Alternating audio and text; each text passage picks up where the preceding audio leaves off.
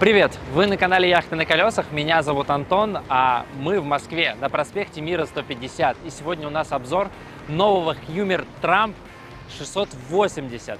Что самое главное, это машина 2022 года, ну и она здесь, в Москве, вот вчера прям приехала.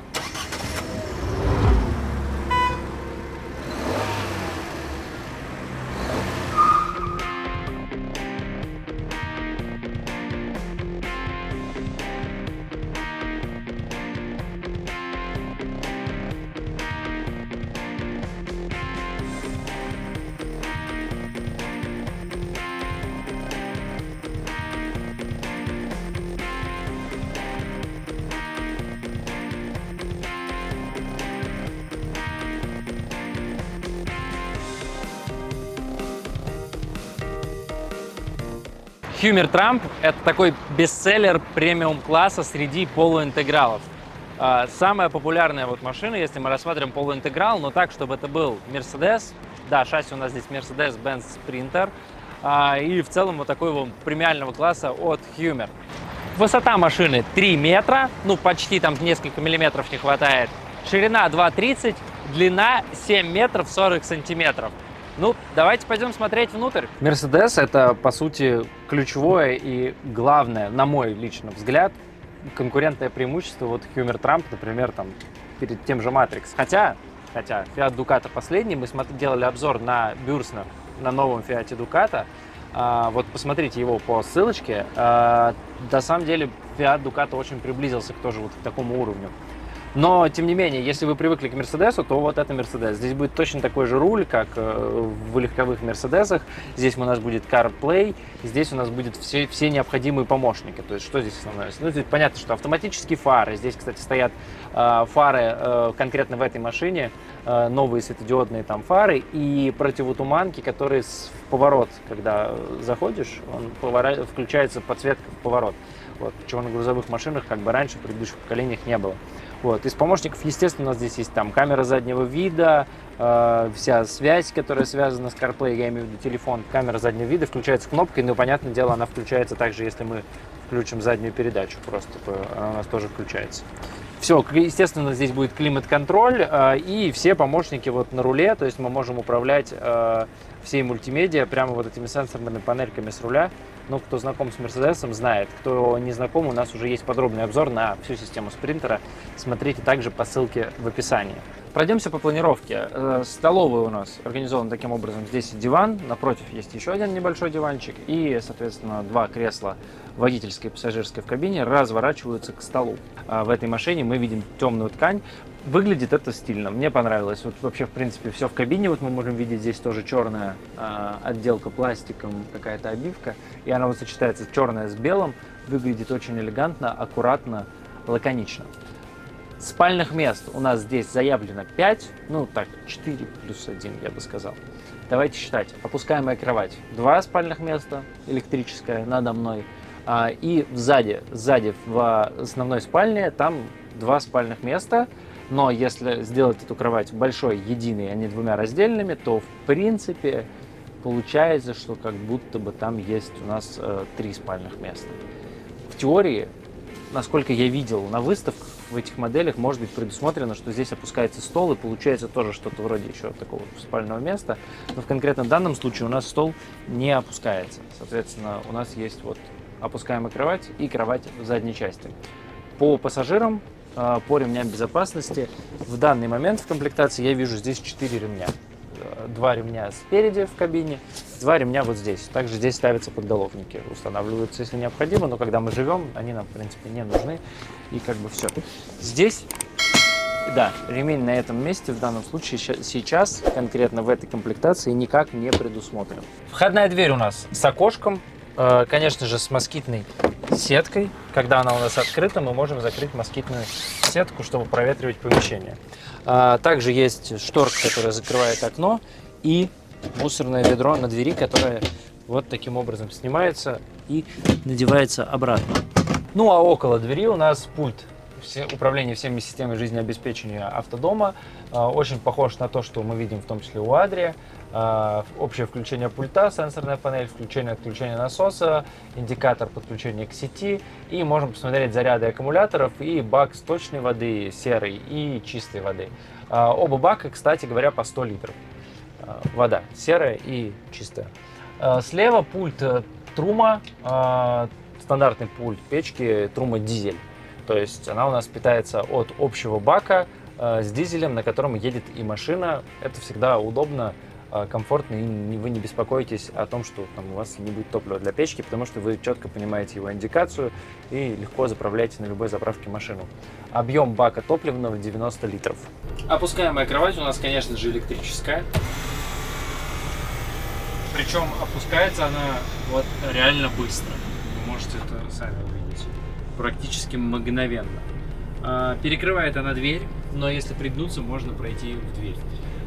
Что еще здесь есть? Небольшой вырез, но в принципе 2 человека спать будут спокойно, не помешали.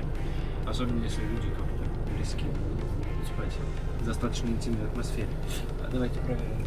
Да, здесь у нас светильнички есть, которые включаются касанием. И также есть еще 2 светильника спереди вот над кабиной вместе с USB розетками на гибком таком поводке.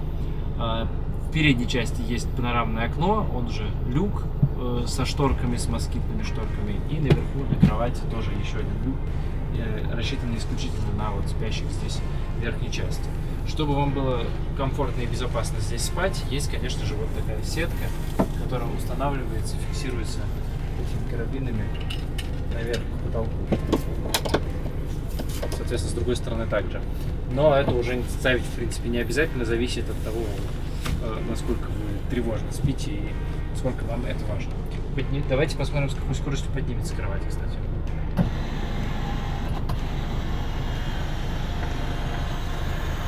В целом, я бы сказал, что тоже достаточно шустро и бодро она поднимается и опускается. Привод прям классный. Кухня. У нас здесь плита газовая на 3 огня с электроподжигом. Есть небольшая полочка. В принципе, вместо этой полочки можно установить полочку для, например, кофемашины, потому что здесь вот есть розеточка 220 вольт, даже не одна, а 2. Дальше у нас мойка, которая превращается в расширенную рабочую поверхность посредством вот такой дощечки. Ну и тут, в принципе, в остальном все стандартно. И такая вот рабочая поверхность, она у нас получается, когда мы комбинируем два этих элемента, либо плита, либо мойка, ну или у нас остается немножко еще в целом просто рабочей поверхности. Естественно, у нас здесь есть окно, закрывается и шторкой, и москитной сеткой, и наверху еще шкафчик. Все, здесь больше особенно ничего нет такого необычного. Ниже у нас ящики для посуды. 1, 2 поменьше и третий побольше с кухонным мусорным ведром. Внутри фиксируется к стенке, чтобы в дороге он не падал, не просыпался. Фиксируется к передней стенке. Нагрузка на ящики максимальная 15 килограмм. И дальше есть еще шкафчик с полочками, тоже справа. Напротив у нас холодильник компрессорный, то есть работает он у нас только от электричества, не работает от газа, то есть от 12 и 220 вольт. Но при этом холодильник ведет себя более эффективно, быстрее охлаждается, лучше удерживает температуру. По такому же принципу, как у вас дома. Сейчас такие холодильники все чаще и чаще ставят в новые модели. Дальше, между стенкой и холодильником есть еще небольшая ниша, это такой открытый гардероб, в который можно повесить что-то на вешалке, а наверху полочка. Ну а рядом 2 крючка. А дальше за моей спиной мы видим дверь, приоткрыта, нас приглашает. Она у нас перекрывает пространство в санузел и одновременно в спальню. И она же является дверью туалета.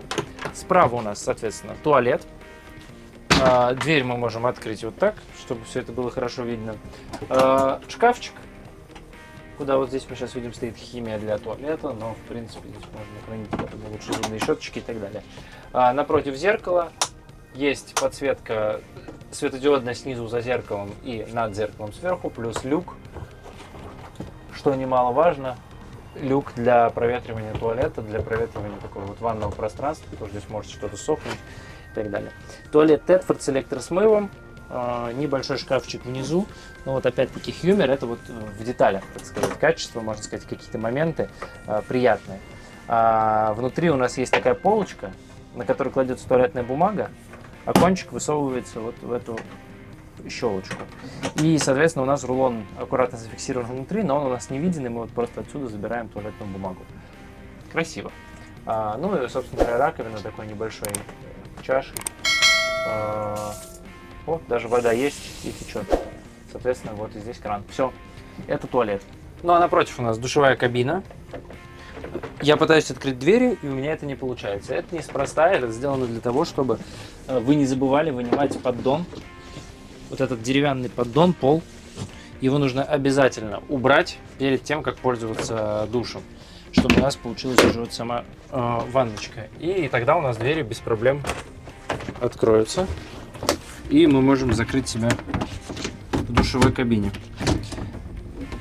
Как-то дополнительно это пространство от спальни не закрывается. То есть подразумевается, что либо вы достаточно в каком-то близкой атмосфере существуете с теми, кто проживает с вами в этой комнате, либо же просто остальные люди выходят туда, и вот вы можете перекрыть эту дверь, и таким образом здесь будет уже такое интимное пространство.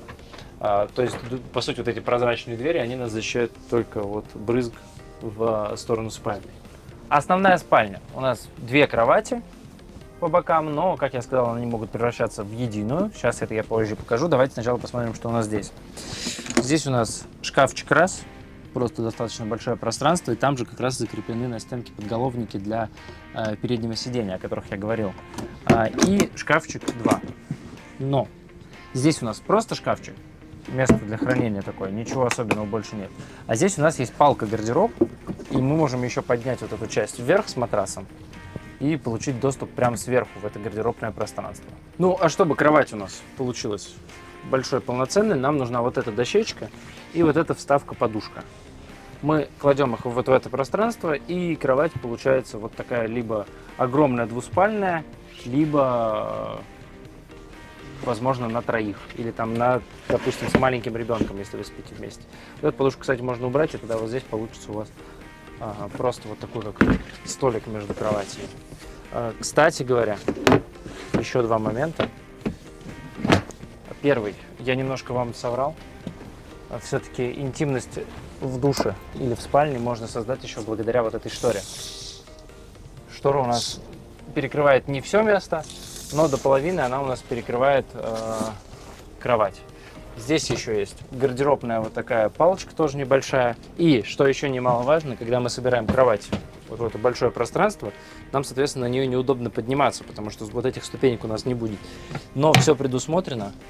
Здесь есть вот такая лесенка, которая выходит вперед, и мы по-прежнему можем с комфортом подняться на кровать. Ну а если мы пользуемся раздельными кроватями, то она нам не нужна. И мы ее просто складываем внутрь вот этой ступеньки. Движемся на улицу, посмотрим, что у нас снаружи, но перед этим должен обратить внимание, вы могли раньше заметить уже вот этот провод, который здесь так висит некрасиво, неаккуратно. Это так не должно быть, это просто сделана подготовка под подключение телевизора, но телевизор пока что не установлен. То есть вот опционально провода вывели, а сам телек не установлен. Если будете покупать, можно заказать, и всю установку вам, соответственно, сделают.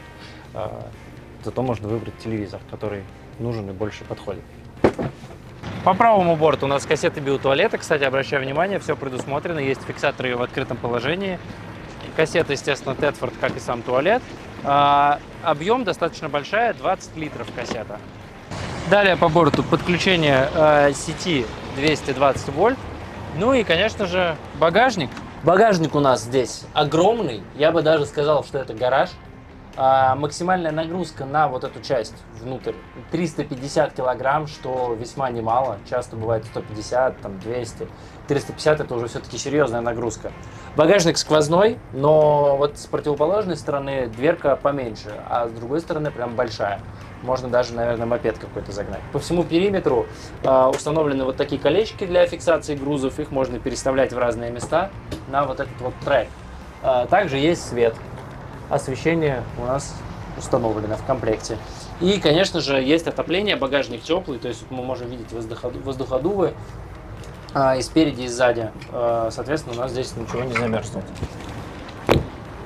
Далее у нас по правому борту, ну, выпускное отверстие от печи дизельной Трума, конечно же, и доступ к печке, к бойлеру. То есть здесь мы можем перекрыть, открыть кран слива воды. Ну, в общем, лючок для обслуживания печи Трума, что как бы логично. И далее тут у нас открыто. Здесь у нас газовый отсек. Газовый баллон у нас ставится здесь маленький, потому что он нужен только для плиты. И, собственно говоря, все. То есть здесь у нас один маленький газовый баллон вот в этот отсек. Холодильник, напоминаю, от газа у нас здесь не работает. Ну и далее заливная горловина чистой воды, спрятана вот такой аккуратной крышкой. Про бак чистой воды уже сказал, объем 100 литров. Новый Hummer Tramp 680 мы сегодня с вами посмотрели. Напоминаю, цена и вся необходимая информация техническая находится по ссылке в описании к ролику. Если я что-то не говорю, значит сейчас просто для того есть какие-то обстоятельства, и вот ее надо уточнять. К тому же такие вещи, как цена, имеют свойство меняться. Меняется курс, меняются различные обстоятельства. Жизнь у нас, как знаете, достаточно непостоянна. Подписывайтесь на канал, чтобы ничего не пропустить. Напоминаю, у нас есть теперь телеграм-канал, там мы публикуем анонсы новинок и отвечаем на популярные вопросы. Меня зовут Антон, до новых встреч, пока.